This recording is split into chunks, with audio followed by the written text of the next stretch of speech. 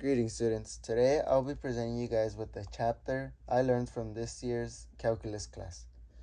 The chapter I'll be presenting you guys with is 2.2, Finding Limits Graphically and Numerically.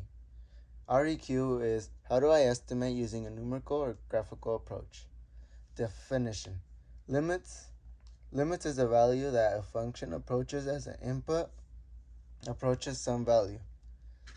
This could also be defined as let f be a function defined in an open interval containing c, except possibly at c. And let L be a real number.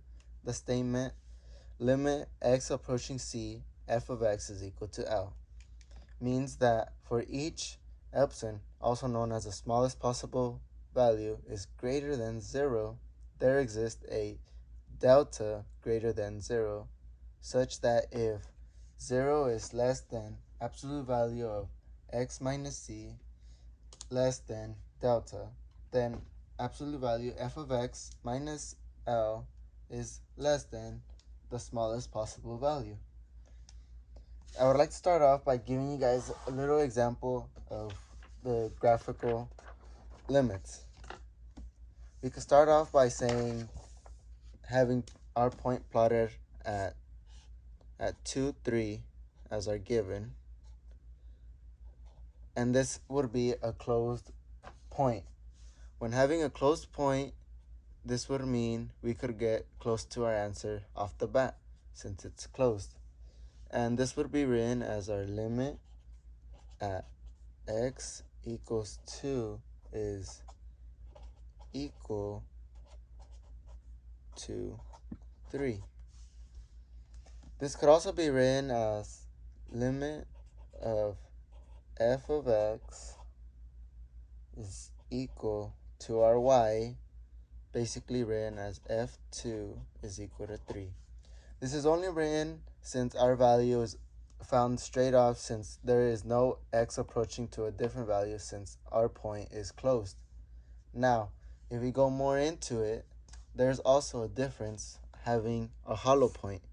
The hollow point could also be written in the same way, just that it won't be called and written in the same pattern. This would mean it would be L of LIM of F2 will be undefined since it's not a closed point how it was in this point.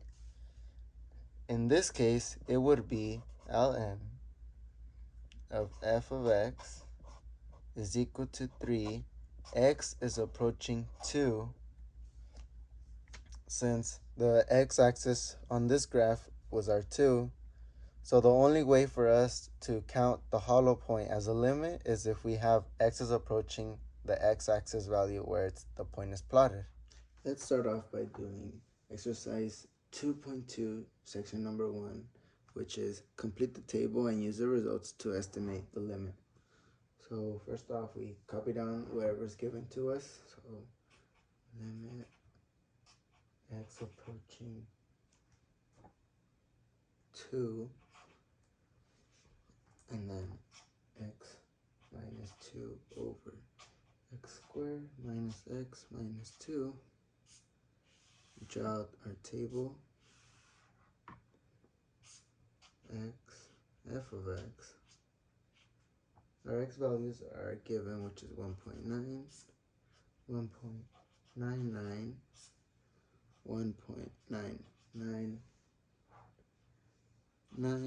then it goes off to 2.001, 2.01, and 2.1. As you can see, our x values are basically the numbers we'll plug into our given, and our f of x will be equal to the sums we get from the values of our limit table. Now, as you can see, there is no whole number in this because a whole number for this is basically undefined, basically 0.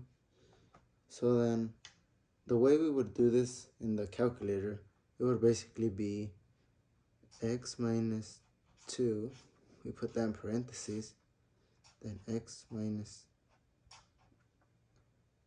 x2 parentheses as well. And if both sides have the parentheses, that means we have to create one big parentheses. For example, we substitute 1.9 minus 2 parentheses, and then 1.9 squared minus 1.9 minus 2 parentheses. Again, all the parentheses, and this is how we would input it to our calculator. For example, the way I use the calculator would be in decimals most of the time. So I'll be following the same steps. So 1.9 minus 2 parentheses over 1.9 squared minus 1.9 minus 2. Oh, we forgot the parentheses, so go back, add them quickly. Then our big parentheses. And this is one of our values that we should get. And we would only go 5 decimal points after the 0. So in this case, our answer would be 0.344827.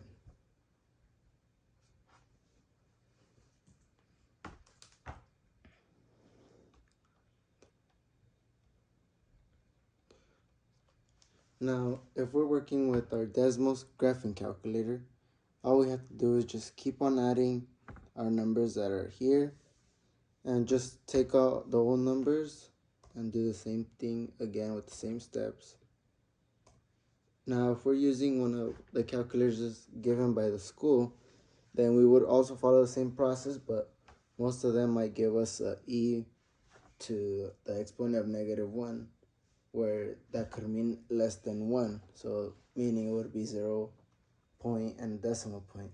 So as you can see, I added just the 9s to each of the point just to keep on getting my answer. So 0.33444. Then just keep on adding the same numbers, and then for the rest we would just take out and add it back.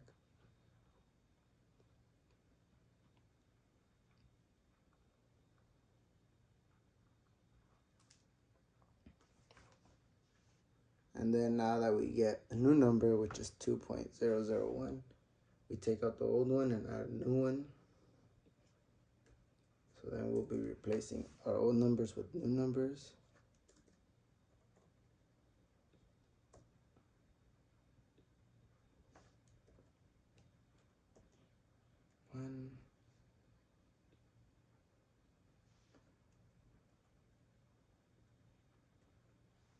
That would be 0.33322. And now that we started from the 2.001, we would just start taking out the zeros in this case for each of our x values that we subbed in.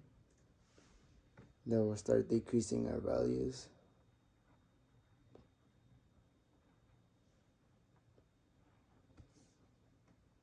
Same step, take out the zeros as normal.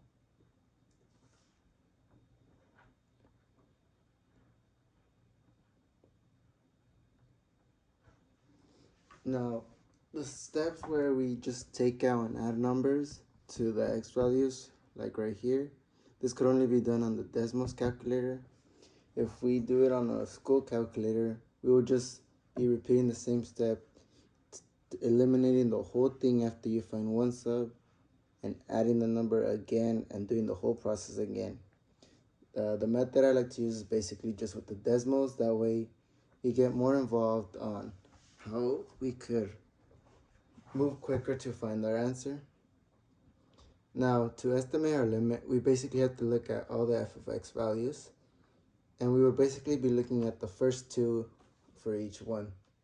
We would look at the last value for the first number sets of x's, and then we go to the first set of the second part. So then if we could see something in common between these two is our starting numbers, which is 0, 3, 3, 3, On this side, 0.333. So it's 0.333 are the same start. Looking at this tells us that our limit will basically equal 0.333. Now let's go on and try another example. Let's do number 5 on the book. Limit x approaching 0 is sine x over x. Now we will be doing the same question as they mentioned. Complete the table and use the results to estimate the limit. So again, we draw out our table, our x values that will be given, and our f of x that we will find. It is negative 0.1, negative 0.01, 0.001. Then we go back to the positives of our values.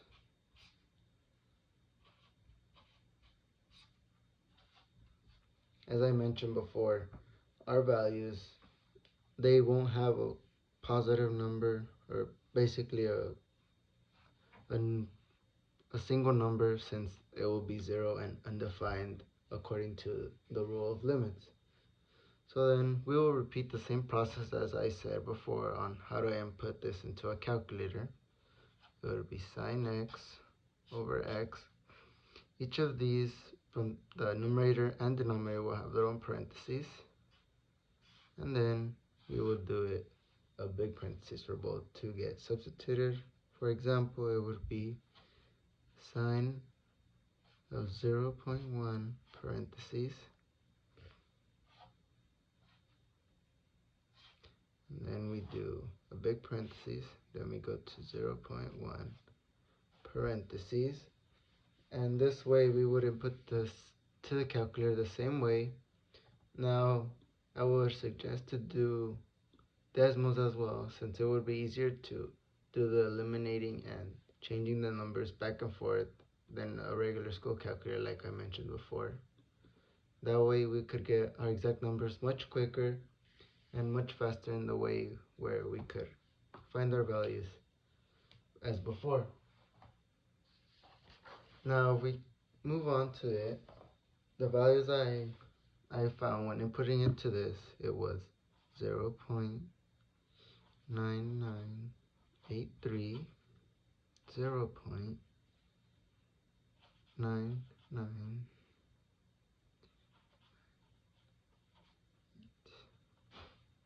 1.00, 1.00.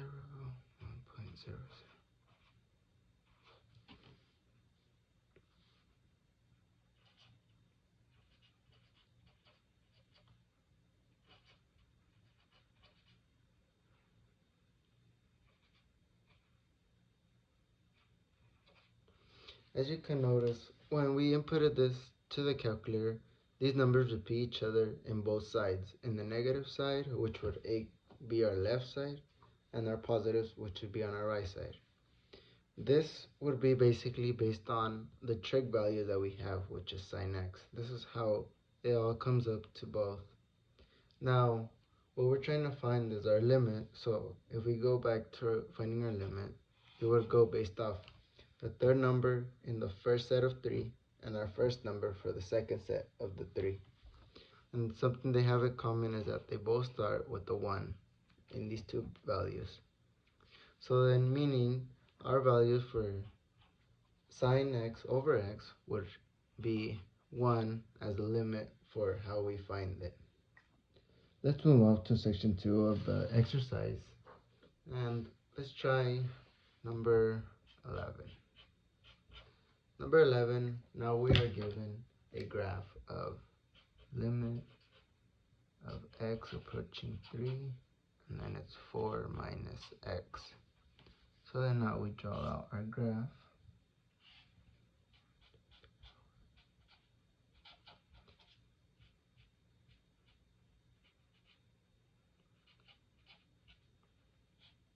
our x and our y-axis.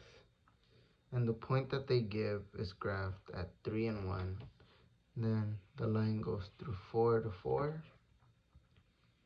So what they want us to find is find the limit if it exists. If not, the limit does not exist. Explain why. And we will go based off the graph, but we could also go based off the problem. So if we go based off the graph, we could see there's only one point graphed, which is 3 and 1. Like I said before, our problems, f of x is always equal to the y value. So all our y values on the graph will equal our limit. So based off the point 3 and 1, x and y, our value is straight found to 1.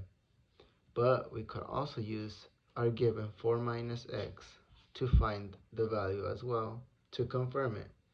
So we could go 4 minus our x value, which is 3, and that would get us to 1, which helps it confirm that our limit of this graph is equal to 1 as well, meaning we could find it both from the point, but also we could confirm it by adding our x to the given number. Let's try a couple more. Let's do number 17. Now number 17, the given is limit of tan x is approaching pi over 2. Now let's draw our graph. Negative pi over 2, pi over 2, pi, and then 3 pi over 2. Our asymptotes go through pi over 2, 3 pi over 2, and negative 2 pi over 2. And the lines we have graphed go through pi and in between 0 and both pi and negative pi. Now, off the bat, based on the trig values, we could determine, since there's no points graphed and the line doesn't stop between any points of the graph, and there's no x-axis values, we could determine that this does not exist. Now, not always will the graph does not exist, but in this case, it didn't, since no points are graphed in our graph, which meaning since there's no y values, then our graph won't exist. Now let's move on to the common types of our values that we have for limits. These common types of behavior associated with non-existence of the limit. Number 1, f of x approaches a different number from the right side of c than it approaches from the left side. F of x increase or decrease without bond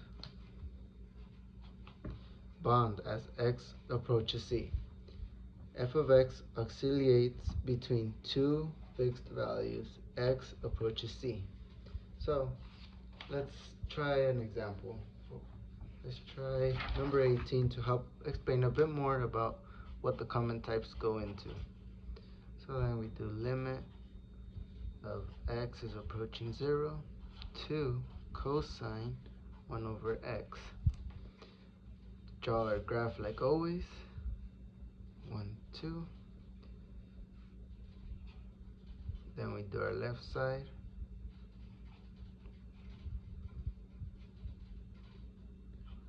2, 3. 1, 2, 3.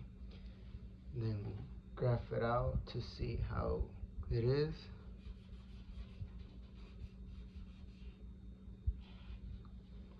So, as we can see, going back to our rules of the common types, our x values approaching our c values. In this case, there is no c value based on how everything is going and based off the line we are getting from our graph.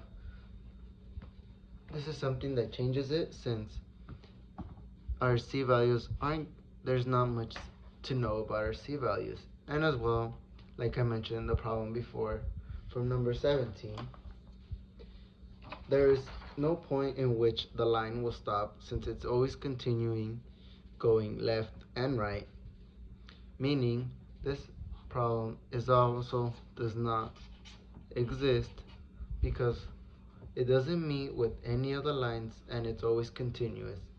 And since it never meets,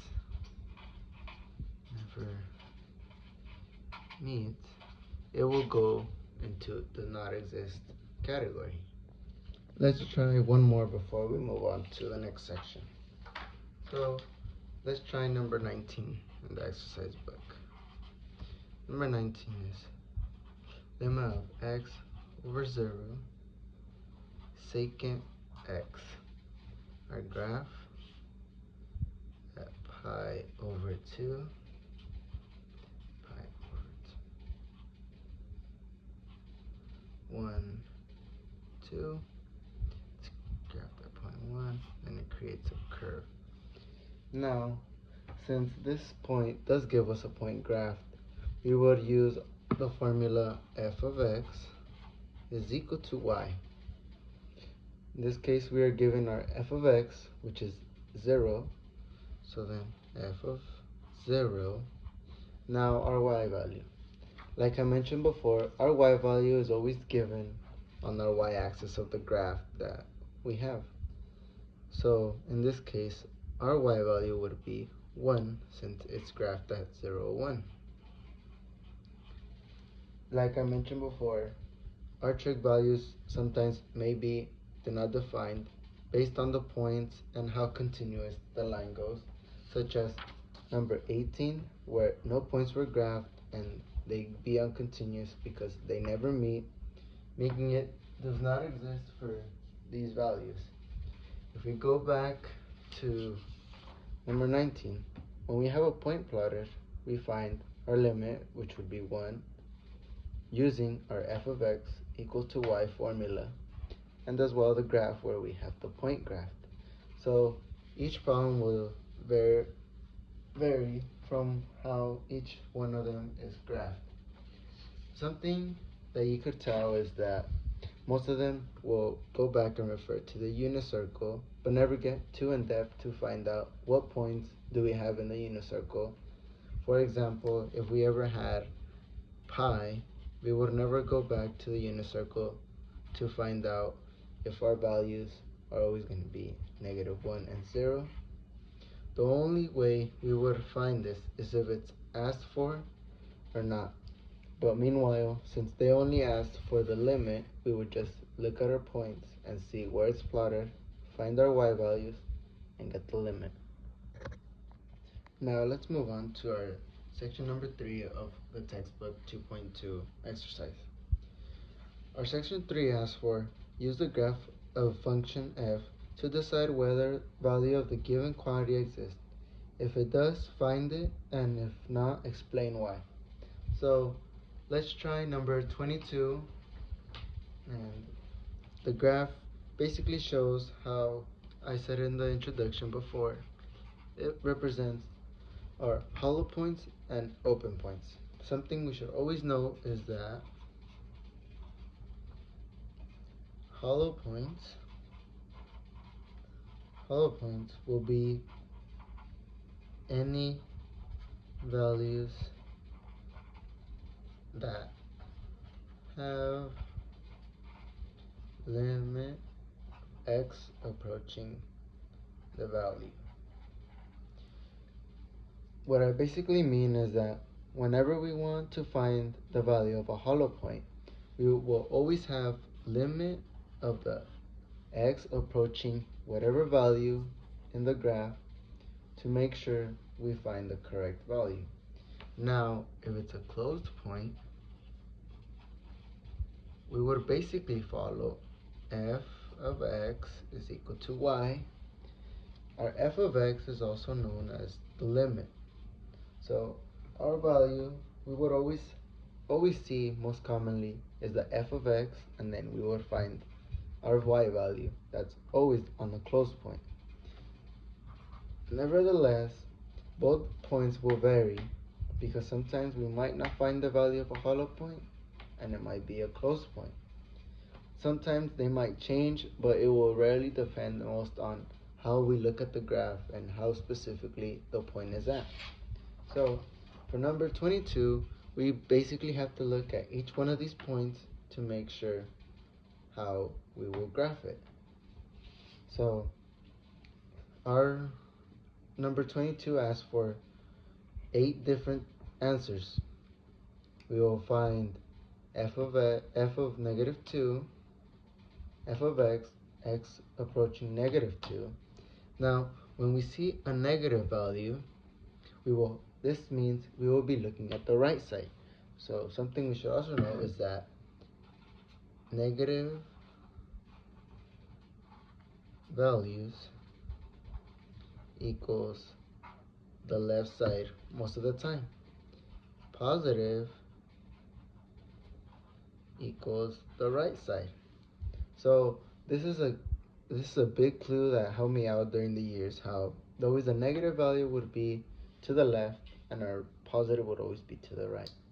Now let's go back to our graph and start finding the way on how we could find the values of each of these 8 questions asked for us. So let's begin with the first one. So we start off at f negative 2.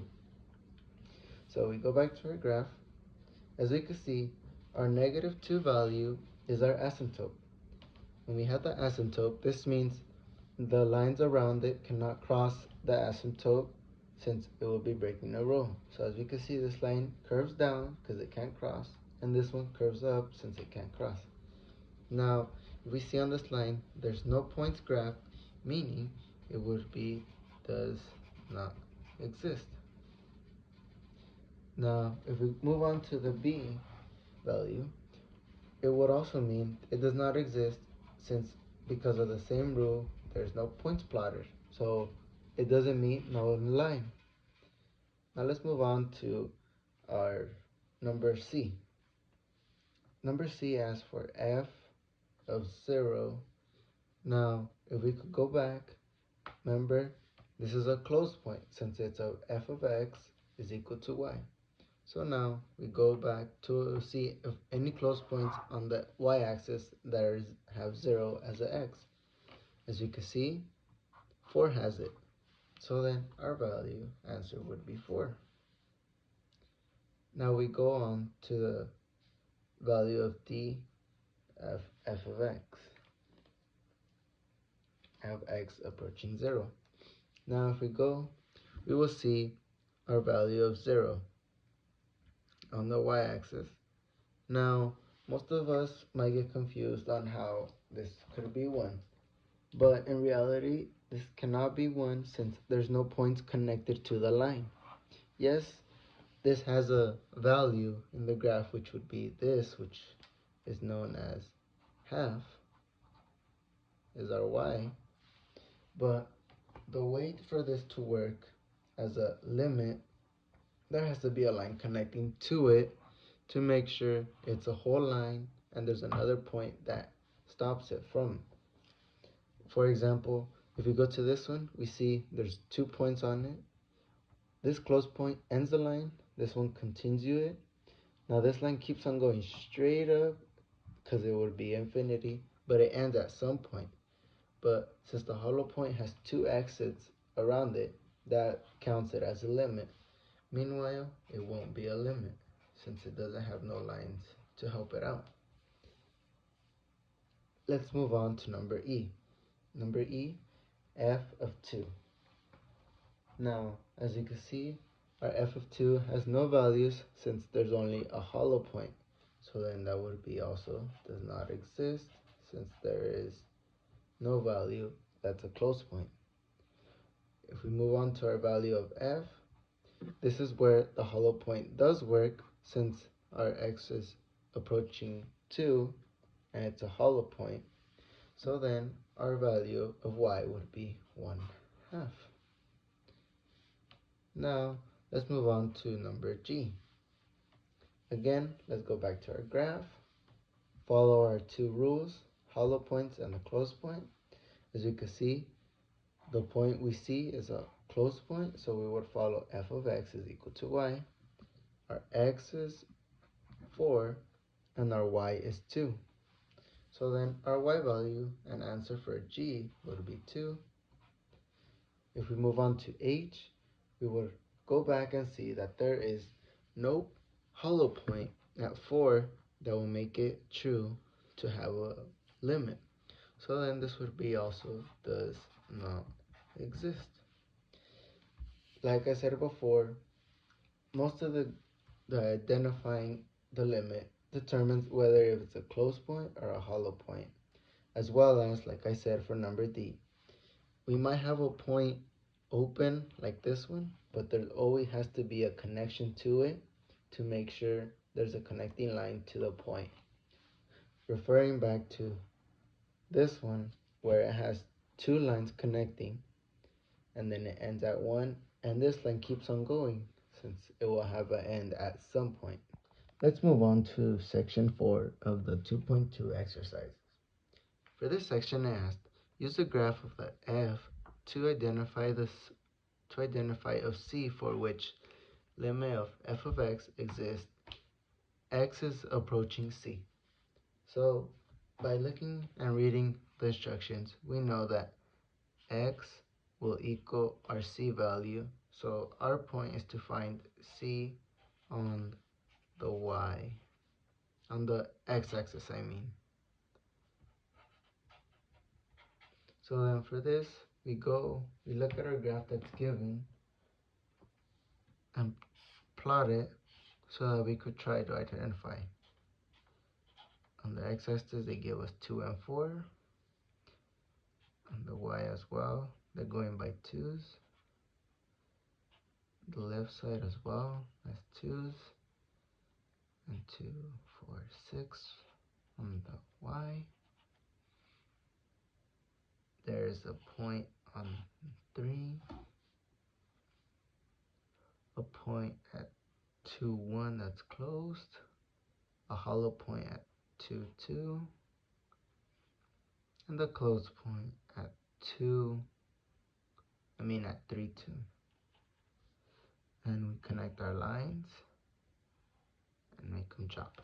Now, by looking at this, something from the textbook that I learned is that our C value is always the lonely point. By this I mean the C is always the value that has no lines connecting to it. So basically this would, like I mentioned the section before, this might be lonely, but it still has one line, which means that this does not work for this. Now this line that goes straight and down, this does not count because it does exist and has a value for the close point and hollow point since they all connect, meaning the only number that's left would be our 1 and 2. The 1 in the y-axis and the 2 in the x-axis. So referring back to what the rule is of x and c, x is equal to c. So if we go back, our c value is our x, meaning our c is equal to 2, meaning limit of f of x exists, but x is approaching 2. So our answer would be c is equal to 2.